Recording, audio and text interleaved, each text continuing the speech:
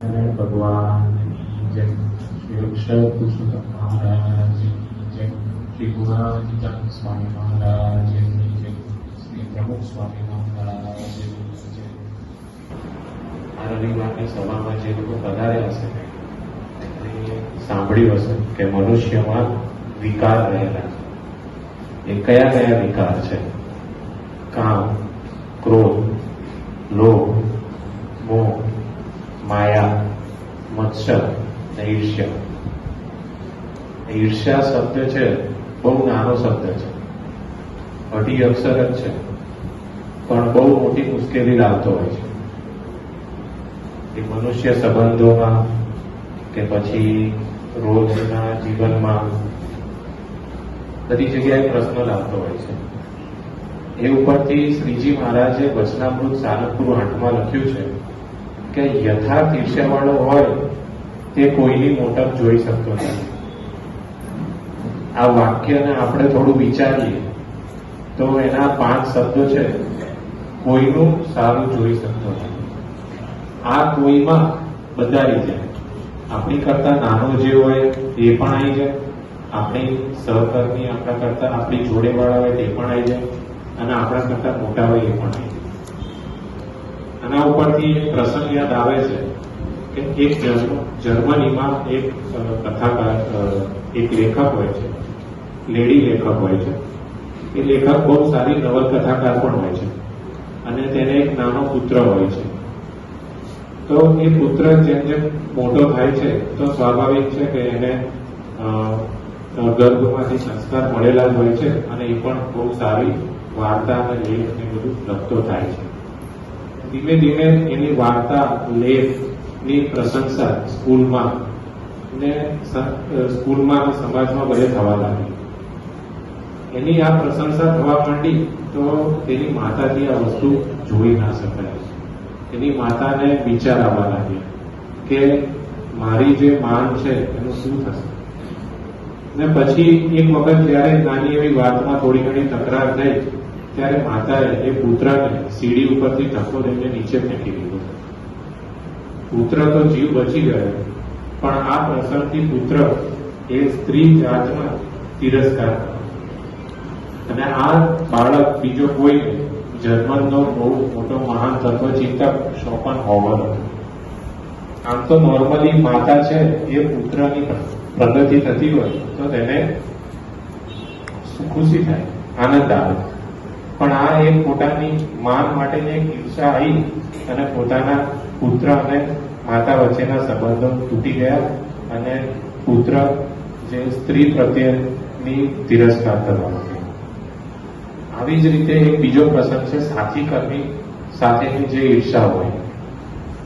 9 યોગેશ્વરો એક રાજાના મહેલમાં કથા કરવા માટે ગયા. આ 9 યોગેશ્વરમાંથી એક પ્રબુદ્ધ નામનો યોગેશ્વરે રાજાના ત્યાં કથા કરી. કથા ઘણી સારી થઈ, અને એ સારી કથાના લીધે લોકોએ ખૂબ જ પ્રશંસા કરી. તો આ જે પ્રબુદ્ધ સિવાયના જે યોગેશ્વરો હતા એમનાથી આ જે પ્રશંસા હતી એ જીરવી શકાય નહીં. તો તેમણે એ પ્રબુદ્ધને પછી ઘાસડી સાથે બાંધીને કૂવામાં ડુબાડવા માટેનો પ્લાન બનાવ્યો.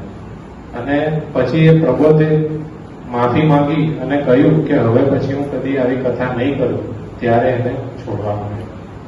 આ પ્રકારની ઈર્ષ્યા આપણે શાળામાં વિદ્યાર્થીઓના, પડોશીઓમાં, આપણે નોકરી ધંધામાં, સહકર્મીઓમાં જોવા મળતી હોય. બીજો એક પ્રસંગ છે કે આપણી કરતા મોટા જે હોય તેના પ્રત્યેની ઈર્ષ્યા. એક વખત શ્રીજી મહારાજે મુક્તાનંદ સ્વામીને શાસ્ત્રાર્થ માટે વડોદરા, વેદાંતાચાર્ય સાથે શાસ્ત્રાર્થ માટે વડોદરા મોકલ્યા.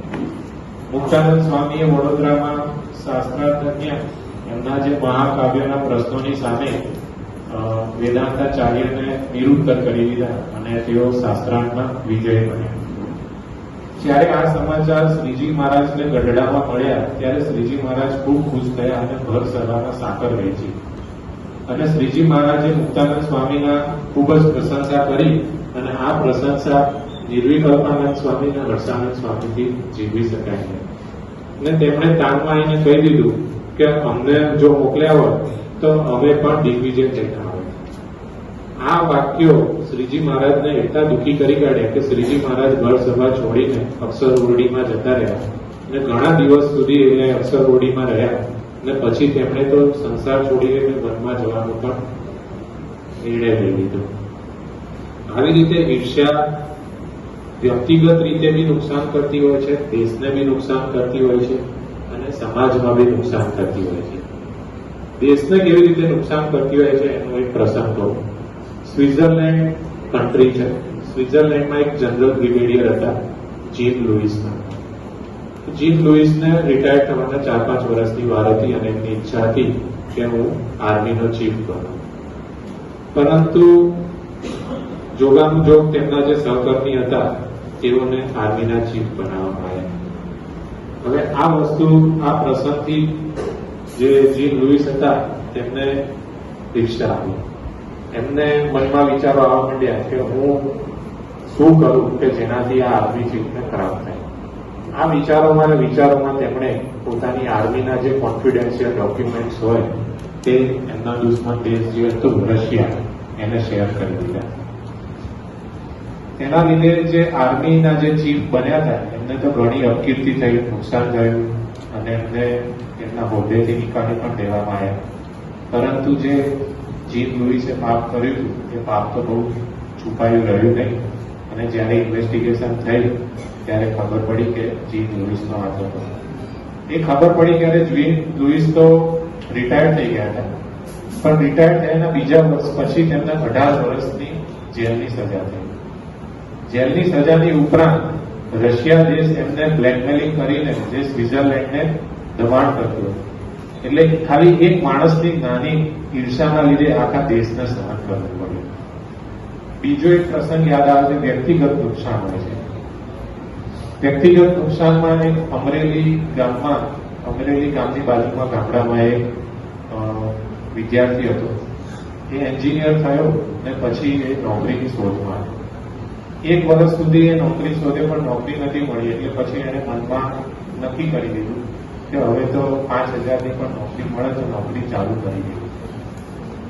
એક જગ્યાએ ઇન્ટરવ્યુ આપવા ગયો.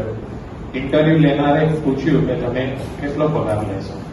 ત્યારે છોકરાને એકદમ યાદ આવી ગયું કે ત્યાં સામે પ્રશ્ન પૂછ્યું કે તમે કેટલો પગાર આપી શકશો? ત્યારે એમણે ઇન્ટરવ્યુ લેનારે કીધું કંપની કે અમે તમને 50,000થી વધારે પગાર નહીં આપી શકીએ. પેલા વિદ્યાર્થીને તો 5,000ની ઈચ્છા હતી કે 5,000ની નોકરી મળી જાય એટલે લાગી જવું અને તેના કરતા 10 ગુણો પગાર એને મળે 50,000. સ્વાભાવિક છે કે આપણે 5ના 50 મળે તો નોકરી ચાલુ કરી દઈએ. તો વિદ્યાર્થીએ નોકરી ચાલુ કરી દીધી. એ જ વિદ્યાર્થી 2 મહિના પછી મંદિરમાં આવ્યો અને સંતોની આગળ રડવા માંડ્યો અને કહે કે મારી સાથેના મારું જેટલું જ મળેલા અને મારા જેટલું જ કામ કરવા વાળાના 65,000 પગાર છે અને 72,000 પગાર. ત્યારે સંતો એને ઘણો સમજાય કે તને જેટલું 5,000ની જગ્યાએ 50,000 મળ્યા છે તો તારી જોડે જે સુખ છે એમાં તું આનંદ લે. છોકરો પણ સમજતો હતો, પણ એ કે હું જે મારા સાથી કર્મીઓને રોજ જોઉં છું અને પાછું મને યાદ આવી જાય છે.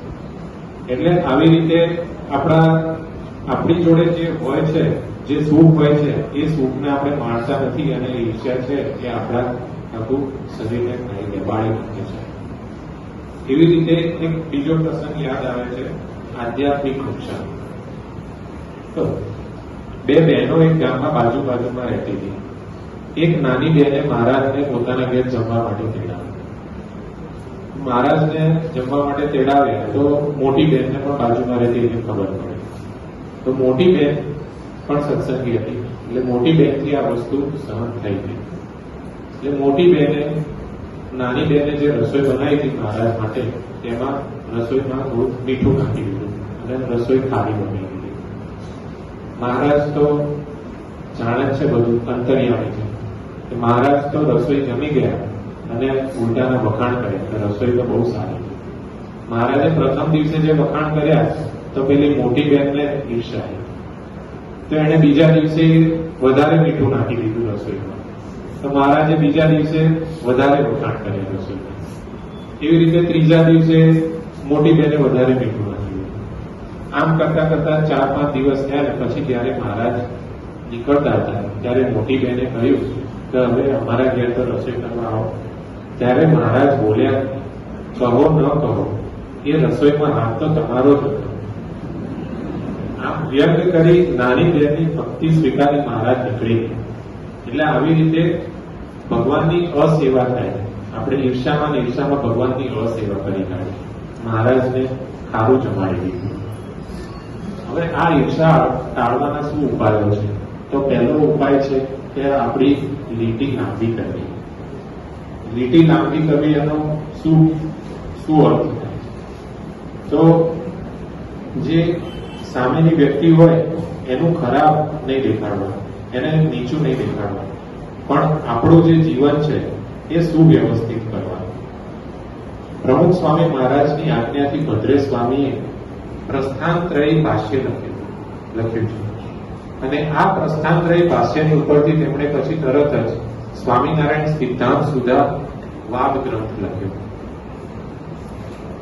ભદ્રે સ્વામી સૌ પ્રથમ વ્યક્તિ છે કે જેમણે આવી રીતે ભાષ્યની ઉપર તરત પોતાના જ ભાષ્યની ઉપર પોતે જ ગ્રંથ લખ્યો. હવે આ વાદ ગ્રંથમાં શું હોય? તો પોતાના જે વિચારો હોય એ વિચારોને પ્રૂવ કરવા માટે, પ્રસ્થાપિત કરવા માટે, બીજા જે વિરોધી છે એમના વિચારોને ખંડિત કરવા માટે. પણ પ્રમુખ સ્વામી મહારાજની ઈચ્છાથી ભદ્રે સ્વામીએ કોઈ પણ સામેવાળા વિરોધીના વિચારોને ખંડિત કર્યા વગર પોતાના વિચારોને તેમણે પ્રસ્થાપિત કર્યા અને આ ગ્રંથ લખ્યો. તો આ ગ્રંથનું એટલું બધું પ્રશંસા થઈ. કાશીના પંડિતો અને જે જગતના મોટા મોટા વિદ્વાનો બધાએ પ્રશંસા કરી. આવી રીતે દુનિયાની જેટલી બધી મહાન વ્યક્તિઓ હોય છે એ કોઈનું ખંડન કે કોઈનું ખરાબ નથી ઈચ્છતી, પણ તેનામાંથી બધું સારા ગુણ ગ્રહણ કરીને આગળ આવે છે. બીજો ઉપાય છે ઈર્ષા ટાળવાનો, રાજીપાનો વિચાર. શ્રીજી મહારાજ, મહંત સ્વામી મહારાજ, પ્રમુખ સ્વામી મહારાજ કોઈને પણ આ કુસ્વભાવ ગમતો નથી. ઉપરાંત શ્રીજી મહારાજે ગઢડા પ્રથમ 76 લખ્યું છે કે ક્રોધી, ઈર્ષ્યાવાળો, માની, કપટી આ 4 પ્રકારના હરિભક્તો સાથે અમારે તો બને નહીં. તો આમ શ્રીજી મહારાજને રાજી કરવા માટે પણ વિચારીને આપણે આ ઈર્ષા ટાળી શકીએ. ત્રીજો ઉપાય છે ગુણાતીત સત્પુરુષની પ્રેરણા, પ્રસંગોમાંથી પ્રેરણા લેવી. એના ઉપરથી એક પ્રસંગ યાદ આવે છે કે એક હરિભક્ત હતા એ અમેરિકામાંથી, એટલાન્ટાથી અહીંયા ભારત પધાર્યા હોય છે. અને સાહજિક પ્રમુખ સ્વામી મહારાજ જોડે એમને વાર્તાલાપ થતો હોય છે. અને ત્યારે વાતમાંથી વાત કહે છે કે આપણે એટલાન્ટામાં મંદિરની સામે જ એક બીજા સંપ્રદાય વાળું મંદિર બની ગયું છે અને આના લીધે આપણા ત્યાં આપણા હરિભક્તોની સંખ્યા કપાઈ જશે. ત્યારે તરત જ પ્રમુખ સ્વામી બોલ્યા કે બાજુમાં કોઈ રેસ્ટોરન્ટ કે કોઈ ક્લબ કે થિયેટર તો નથી બન્યું, બીજા સંપ્રદાયનું મંદિર જ બન્યું. એટલે આવી રીતે પ્રમુખ સ્વામી મહારાજ હંમેશા પોઝિટિવ વિચારો. આવી રીતે સ્વામી બાપાની કેટલી વિરલ બાબત કે તેઓ આટલા ઉચ્ચ શિખરે બિરાજેલા છે અને એઓ બોલેલા કે કોઈનું પણ અહિત થાય એવું અમે કદી વિચાર્યું નથી. બીજો એક પ્રસંગ યાદ આવે છે. 2018માં જયારે મહંત સ્વામી મહારાજ ઓસ્ટ્રેલિયા પધાર્યા હતા ત્યારે તેમને સંતોની જોડે જ્ઞાન ગોષ્ઠી હતી. એ ગોષ્ઠી વખતે તેઓ બોલ્યા, કહેવા ગયા કે કોઈ પણ વ્યક્તિ હિત ઈચ્છે કે અહિત ઈચ્છે, પણ આપણે હંમેશા બધાનું સારું જ ઈચ્છવાનું. ત્યારે અમુક સંતો બોલ્યા કે કોઈ આપણું અહિત ઈચ્છે તો એને દંડ થાય એવું તો વિચારવું જોઈએ.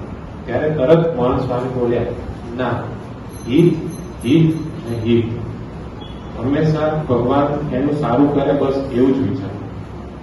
આવી રીતે સત્પુરુષના પ્રસંગો, પ્રેરણારૂપી પ્રસંગોને વિચારીને પણ આપણે આપણી ઈર્ષ્યાને ટાળી શકીએ. તો આજના દિવસે આપણે મહારાજ ચરણો, સ્વામીના ચરણોમાં પ્રાર્થના કરીએ કે મહારાજ સ્વામીને ગમે તેવા ગુણો આપણામાં ગ્રહણ કરીએ અને ન ગમે તેવા ગુણો દૂર થાય અને આપણું જીવન પવિત્ર થાય અને એમનો રાજીપો પ્રાપ્ત કરી અક્ષરધામમાં આપણે અધિકારી બનીએ. એ જ મહારાજ સ્વામીના ચરણમાં પ્રાર્થના. શ્રી સ્વામિનારાયણ ભગવાન.